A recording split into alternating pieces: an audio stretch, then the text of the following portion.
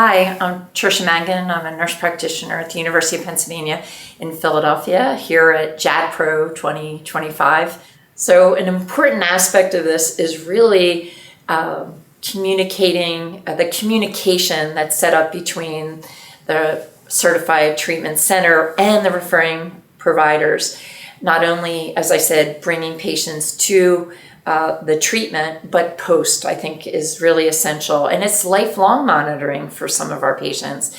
Certainly, we know the anticipated toxicities, maybe a little delayed neurotoxicity in that second month or so after that. But how do we communicate? And I think the use of electronic charting, having access to that same system has been essential. Just meetings like this where we're brainstorming with other APPs in ways of communicating and staying well educated has been essential to the safe treatment and the outcomes of our patients with this disease and after this therapy has been tremendous.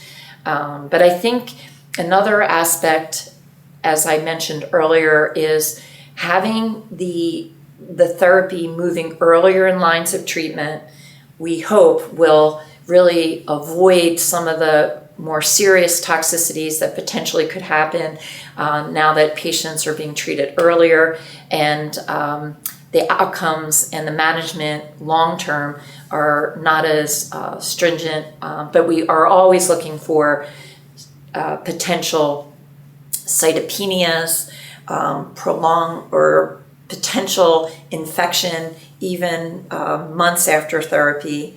And so monitoring blood counts and how do we communicate that back and forth between the two centers has become a great deal of interest in the advanced practice community, and coming up with materials and lists of labs that we recommend patients check. Particularly, many of our patients become hypogammaglobulinemic, and monitoring that IgG level and being aware of when to maybe initiate IVIG infusion, how best to manage prophylactic use of antimicrobials, antiviral medications can be very helpful, and that is communicated between the two sites and how long to maintain those things.